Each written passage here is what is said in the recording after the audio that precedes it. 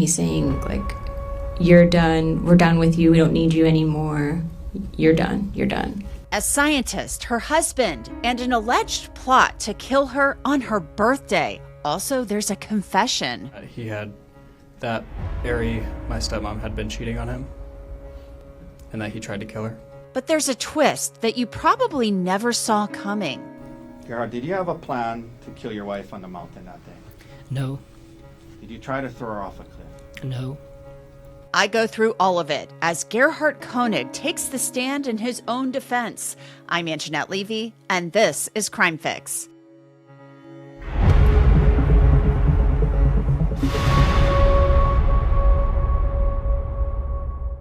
Gerhard Koenig was a successful anesthesiologist. He and his wife Ariel, they had 2 children. The Koenigs lived in Hawaii, in paradise. Ariel Koenig was a nuclear scientist. These are 2 very smart, successful people, and both say that they believed they had a happy marriage. But one day, in March of 2025, something went terribly wrong on a mountaintop in Oahu. Ariel says Gerhard tried to kill her, but Gerhard says that's not true and that he only hit his wife in the head with a rock in self-defense. But Gerhard is the one on trial for attempted murder. Both Ariel and Gerhard agree they were in counseling because Ariel had been secretly messaging with a colleague on WhatsApp. Did you ever have sex with Jeffrey Miller? No.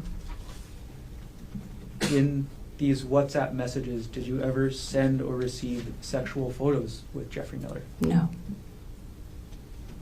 Did you discuss sex at all in the messages? No. In these messages, did you flirt with Jeffrey Miller? Yes, some of them are flirty in nature. And when the defendant confronted you in December about these messages, how did you react? I was apologetic. He was obviously hurt, and I was really committed to my marriage and my husband, and so we agreed to work through it and try to, kind of rebuild, because I had definitely broken his trust and could tell he was hurt. As a couple, how did you and the defendant characterize these WhatsApp messages? It felt like an affair to him, so we called it an emotional affair. Did you say emotional affair? Emotional affair is the word, yeah.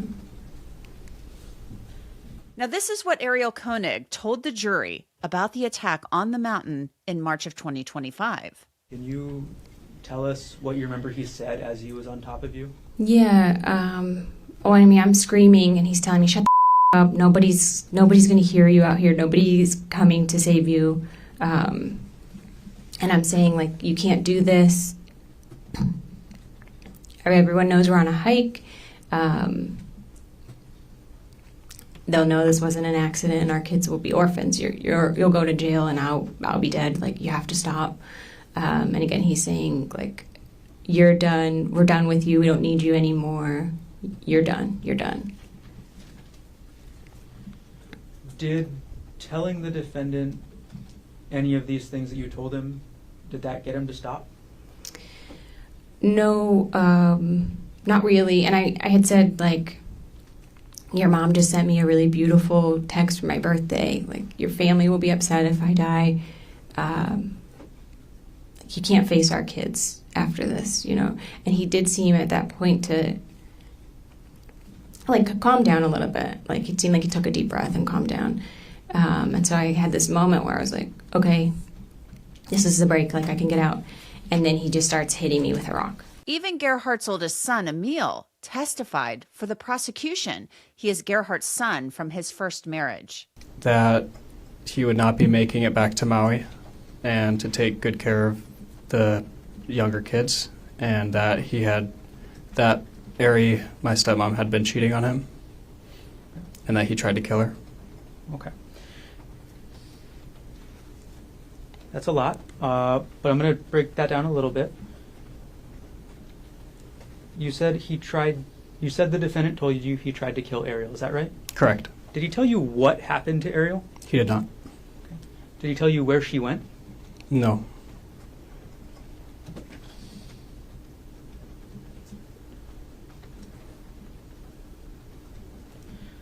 Did the defendant tell you why he tried to kill Ariel? No. During this 10:42 a.m. call, did the defendant tell you anything about what he planned to do next?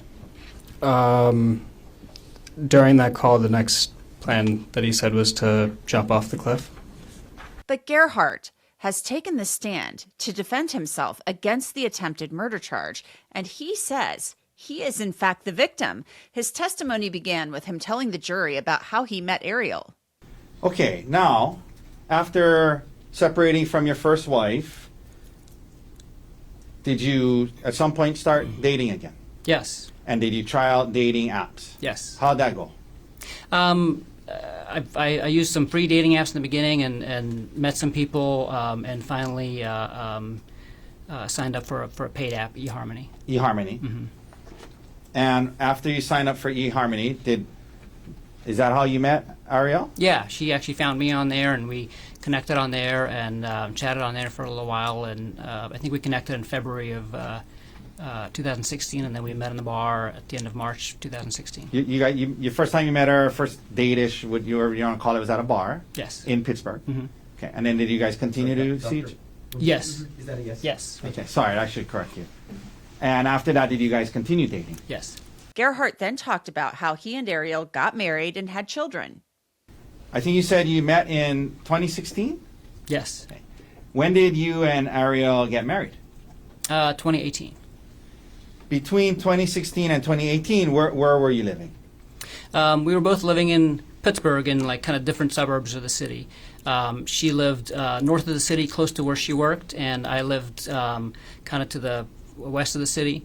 We were about an hour apart, but so we spent 1 week at my house with the kids when we had the kids, and then we'd spend 1 week at her townhouse up north. And that was in Pittsburgh? In Pittsburgh. Okay. Yeah. And you were working in the job you just described to us? Yes. Now, after your first divorce, you had 2 kids. Did you want to have more kids with? I did. With Yeah. Ari? Yeah. Okay. Yeah. I had that in my profile on online dating and. That you wanted to have more kids? Yeah. Okay. And did you and Miss Koenig have kids together? Yes, 2 kids. Eventually, the couple decided to leave Pittsburgh and they made the move to Maui. Emil made the move with them, and so did Ariel's parents. So, I know this is a big question, but I'm going to ask you to kind of just maybe summarize. You know, you get here to Maui, March 2023. You know, you got these 2 young kids, your son's here, your in-laws are here. You got a job. You know, what was life like for you and your family from March 2023 until December 2024? Can you just summarize what it was like? Yeah, it was amazing. The move was a little stressful at first, getting here, but once we were here and settled in, it was our dream life. So we bought a house really close to the hospital, so I could walk to work, and it also meant that I could take all my call shifts from home. And whenever I was done at the day, I could be home in a few minutes, and it translated into me being home a lot more than I was in Pittsburgh at my previous job, and so that meant that I was spending a lot more time with the kids and with Ari and with Emil. I was doing a lot of home improvement projects, and then as a family, we were doing lots of exploring. Like every weekend, we would explore Maui. We did a lot of beach activities. We went to the beach almost every weekend, snorkeling, surfing, paddleboarding, hiking. Okay, so it was a good life. Yeah, we made a bunch of friends through my work and through Olin's preschool, some of his friends and friends' parents, and we were getting settled in. Yeah, and let me ask you, Ariel, when you testified, when the detective asked her about how the marriage was before December 2024, she said it was a good marriage. Did you agree with that? I thought it was a great marriage, yeah. Okay. I totally agree. Life was good, Gerhardt says, but then Gerhardt claims he saw some things in late 2024 that made him suspicious. What happened? The biggest, the only thing that I noticed was that she was constantly on her phone. She was just constantly on her phone. Was that more so than usual? Yeah, much Okay. more than usual. And she would hide the screen from me. So What do you mean by that? Like, if you're sitting next to somebody and they're on their phone, like, you can just notice that they're sitting in a way. Okay. They're constant. They're always just like moving their. What if you walked moving their into a room screen. when she was on her Yeah, phone? when I walked in the room, she would turn the screen off or turn her phone upside down. Did you ask her about it? I did several times, And what- and she would always say, "I'm talking to Gianna. I'm talking to Gianna," which is her best Who's friend. Gianna? Gianna's her best friend. Okay. Um, So, so you did ask her about it a couple of times, yeah, And- more than a couple. and you continue to see this concerning. Well, was this behavior concerning to you? Yes, And I was just I was curious. Okay. I was concerned. You're right. And did she told you it was, don't worry, it was just Gianna. Yeah, and she was like defensive about it. Okay. Gerhard Koenig said his curiosity got the best of him. So a couple of days before Ariel and Gerhard were scheduled to go on a trip with friends, he looked through Ariel's phone and found many WhatsApp messages with that colleague, Jeff Miller. And then I saw them communicate kind of in real time because I could see it pop up on my screen too. And as soon as the conversation proceeded, kind of passed, she would kind of keep deleting the Okay. previous messages. So she was like, not deleting them in real time, but like throughout the day, she was deleting the previous messages. And the content of the communications and what was being deleted, again, was it concerning? Yeah, I mean, it was the same type of conversation that she was having with them on the previous 2 days, which is not a conversation you have with a coworker. This is a conversation you have with your spouse. I mean, this is yeah. And after watching that all day long, what did you conclude? I mean, in terms Yeah. of what was going on, I did you believe? I mean, she was having an affair. Okay. The Koenigs went to counseling, and in March of 2025, they took a trip to Oahu for Ariel's birthday, which included a hike on a mountain. Before the hike, Gerhard Koenig says he had signed documents increasing his life insurance payout. Could we please publish the first page, Mr. Dirks? Okay. So let's look at this. Okay. So Gerhard, at the top it says, please DocuSign. It has your name. It has the AAA life insurance. I guess that's AAA. Is that who you did? Yes. Is that who you got your life insurance from? Yes, And the date there is March 24th, 802. Is that right? that's right. And this was for the extra 500 you were adding on to the million of life insurance you got for her a few weeks before, right? Yes. Okay. Did you discuss this additional 500 that went through with Miss Koenig, and that the email came in and you DocuSign? Did you tell her about that before the hike on March 24th, 2025? I did, because we were in the parking lot after the coffee shop, and I was on my phone. I was like, oh, you know what, my, the last of my life insurance just went through. They're asking me to DocuSign it, and so I was doing that. All right, we can take that down. Just want to let her know that I'm not like just texting or something, like because we were out together. And, Okay. So you were telling her what it was that you were looking at. You're nodding your head. Is that a yes? yes. Thank you.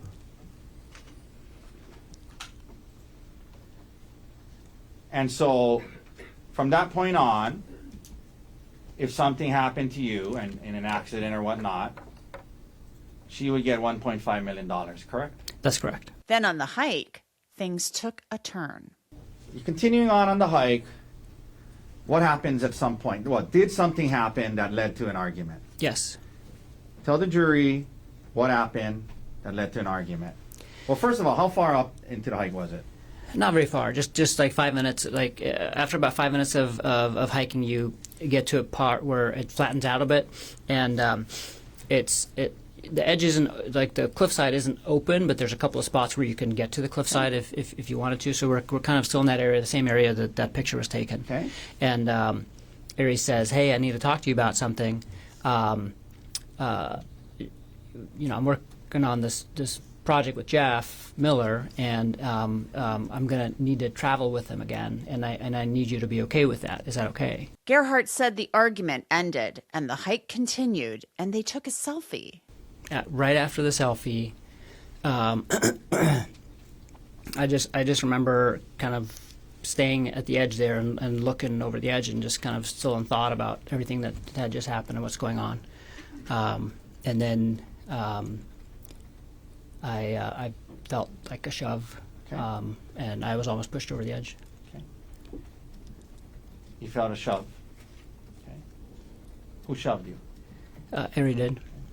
What did you do right after that? Barely caught myself and turned around and looked at her and was like, "What the was that?" Like, Okay. Turned around and it was like, what, like, was like kind of in shock, like, what was that? yes, Okay, and then did you move towards her? yeah, I did. I was like, just asking her like, what was that, and started walking towards her, Okay. because at this point she was like 5 or 10 feet away from me. So Gerhard Koenig told the jury that Ariel tried to shove him off the cliff. Yes, eventually, yeah. Well, And when, by the way, when you start walking towards her, is she saying anything? not initially, but I turned around and I'm asking her like, what the hell's, what the is happening, what's going on? And as I'm starting to walk towards her, she starts yelling, She starts yelling. "Yeah, help me, help me!" Okay. And then what happens? And then I just keep walking to her like, "What are you doing?" Were you And I telling get, her, like, why are you screaming? "Yeah, what are you doing?" And I get to her and I'm like, touching her, just putting my hands on her arms, and I was like, "What are you doing? What's going on?" What happens then? She keeps yelling, and she kind of grabs my wrists and throws herself on the ground and pulls me down with her. So now you guys are on the ground? Yes. Okay. When you're on the ground, what starts to happen? She's holding on to me, and I'm trying to, I'm trying to figure out what's going on, but I'm also at this point trying to let go of, like, trying to get free, because she's like actively holding on What to was me. she Like doing she with has her her, legs? she has her leg like wrapped around one of my legs, and like is actively holding on to me and is yelling, and so I'm trying to, get free, and I get my one arm free, and I try to use it to get my other arm free, and she grabs me by the testicles, and Let me stop you there. Did you ever, in the course of this whole thing you described so far, ever try to pull her towards, push her off, or drag her towards the cliff's edge? no, not at all. Gerhard then tells the jury that Ariel attacked him as they scuffled on the ground. And it happened all really fast. Yeah. But yeah, I'm glad you raised that up. Was this like happening slowly where you had it time all to happened within probably less than a minute, maybe quickly? slightly more than a minute, but 2 I mean, minutes or something. but you weren't timing it. From the moment that like we were on the ground and she was grabbing my testicles was like It happened quickly. everything after the grabbing of the testicles happened very quickly. Okay. And you weren't timing it or anything. No. This is just your estimate. Okay. So now she's holding on to you. She's squeezing your testicles, and you kind of dealing with that. And she's on the ground, and you're kind of on top of her. Yes. Okay. And you said then you felt you got hit with the rock. Yes. Where'd you get hit? On the left side of my face. How many times? She kept doing it. The first blow she landed really well, and after that I was able to block Okay.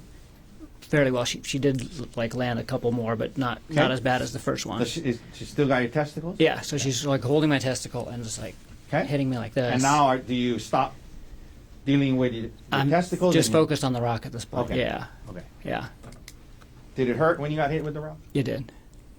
Could we publish what's in evidence as Exhibit D30, Your Honor? Yes. Okay. Gerhard, is this where you got hit with the rock? Yes, That area? Is that the area? yes. All right. We can take that down. Now, you get hit with the rock. Explain to the jury what happens next and why.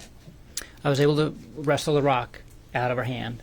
Does After, she still have your testicles? yes, Still squeezing them? yes. What do you And do? I was able to like.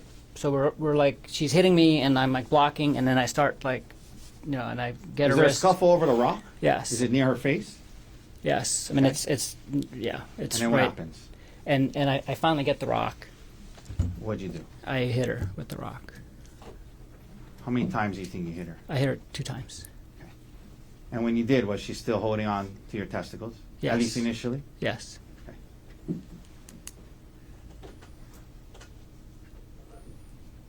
Why did you hit her? Why did you react that way? Just on instinct to defend myself. Okay. How fast was this all happening? Pretty fast? Really fast. Okay.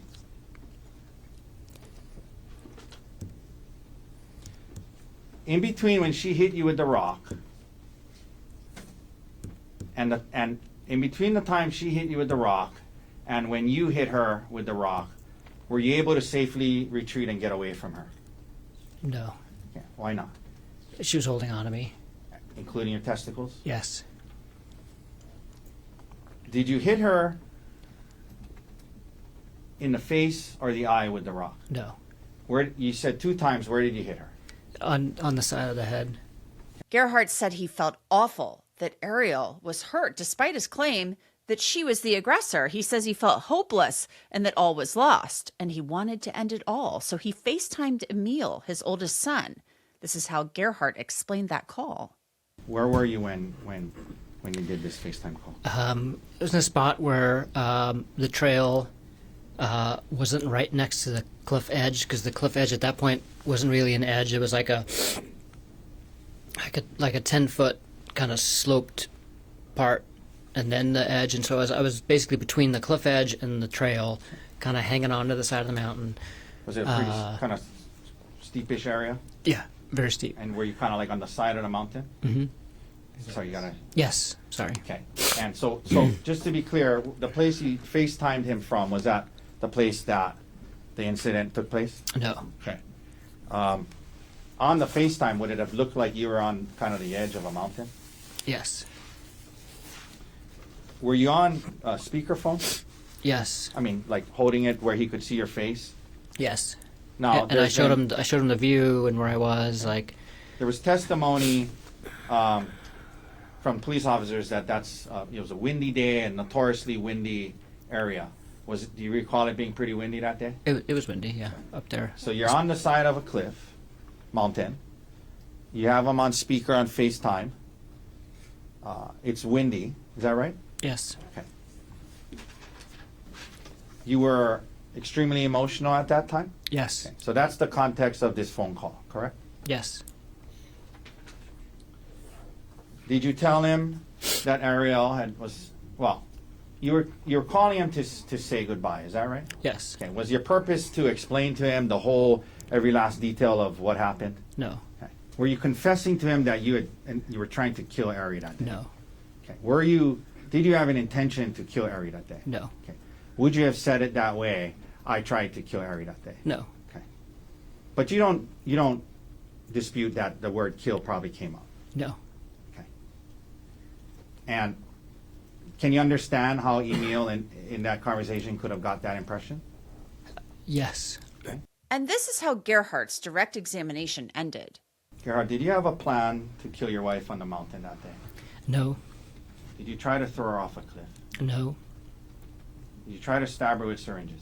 No. When you hit her with the rock twice, why did you do it? In self-defense. Then it was the prosecution's turn to test Gerhardt Koenig's story. The state claims Gerhardt was controlling when it came to Ariel. Dr. Koenig, Ariel's children were 4 years old and 18 months old at the time that you wanted her to move out. Isn't that right? That's correct. No mother would want to move out of the house with their kids that age, would they? I wouldn't think so. But that's what you wanted, right? I wanted her to move out of the house for us to deal with the affair, and I didn't want her to move out of the house and harm her children. I wanted both. Now, another thing that you wanted is you wanted Ariel to quit her job, right? That's right. And this is the remote worker job that she was able to find on Maui, correct? Yes, There are no nuclear power plants on Maui, right? that's correct. So if Ariel wanted to stay in her career and advance her career, she had to work remotely, right? That's correct. If you were to stay on Maui, right? Yes. And once Ariel quit her job, as was your plan, she would have been 100% dependent on you and your salary, correct?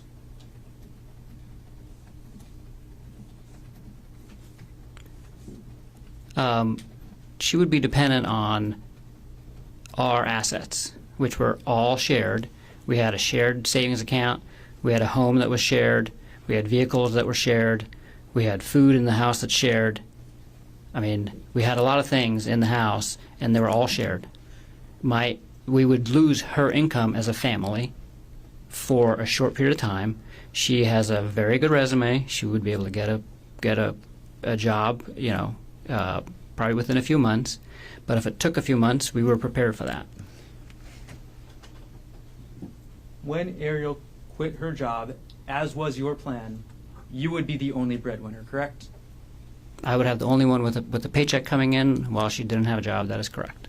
She would be dependent on you and your goodwill to keep a roof over her kids' heads, right? No. She would be dependent on you and your paycheck to keep her kids fed, right? No. You wanted Ariel to give up her career, correct? No. You wanted to make sure Ariel never had contact with Jeffrey Miller again, right? That was my strong preference, for her to not have contact with Mr. Miller ever again. And in order to do that, you wanted access to Ariel's phone at all times. Is that That is right? absolutely not correct. You actually had Ariel's phone in December 2024, isn't that right? I wouldn't say that. Like, her phone, at many points in time, I had her phone in my hand.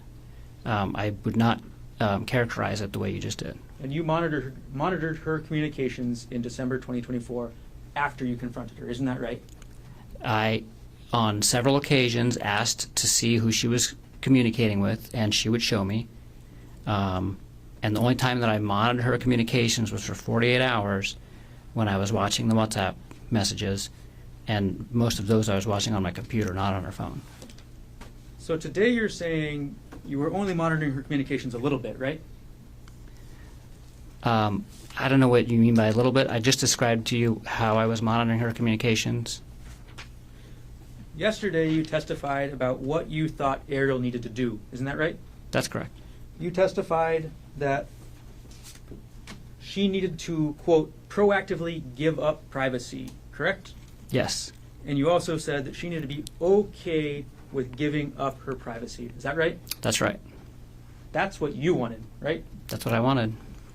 She didn't end up doing that, did she? No. And the prosecution claims Ariel may not have known about the hike prior to the birthday trip. Okay. On March 24, 2025, you and Ariel were on Oahu, correct? Yes. And you came to Oahu because it was Ariel's birthday weekend, is that right? That's right. And Ariel's birthday is actually March 24th, correct? Yes. You bought the airline tickets for the trip, correct? Yes. And of course you bought round-trip tickets, right? Yes.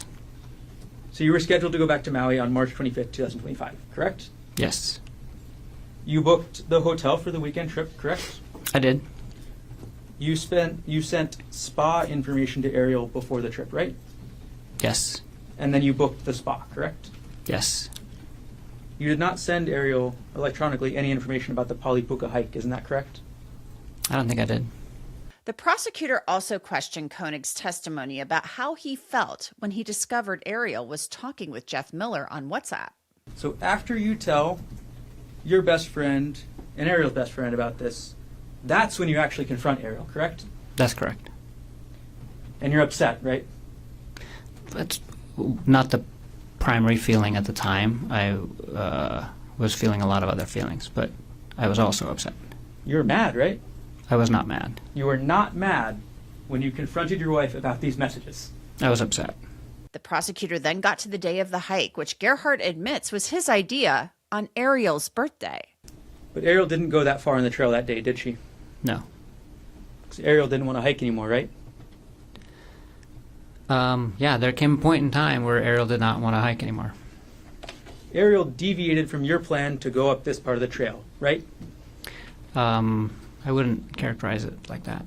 Well, you planned to go up this part of the trail, correct? That's correct. And Ariel didn't follow through with that part of the plan, right? Yeah.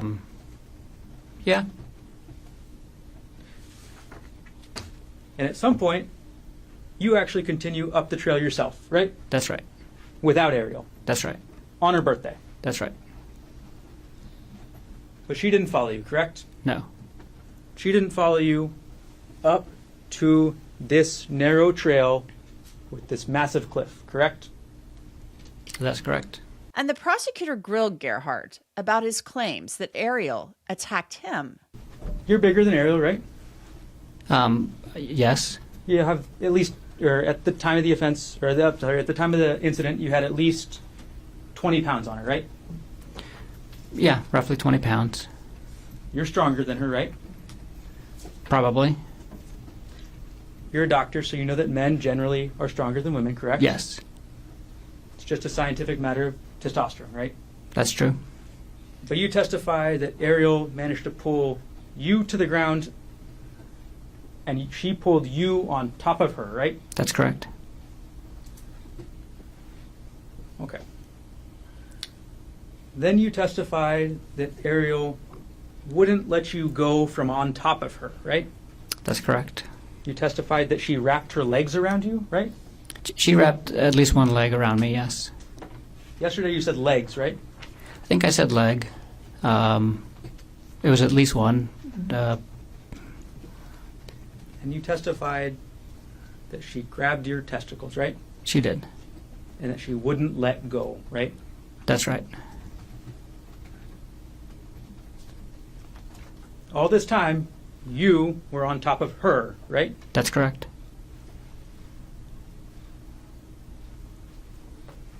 And then you testified that Ariel took that rock. I'm going to grab Exhibit 2 right now.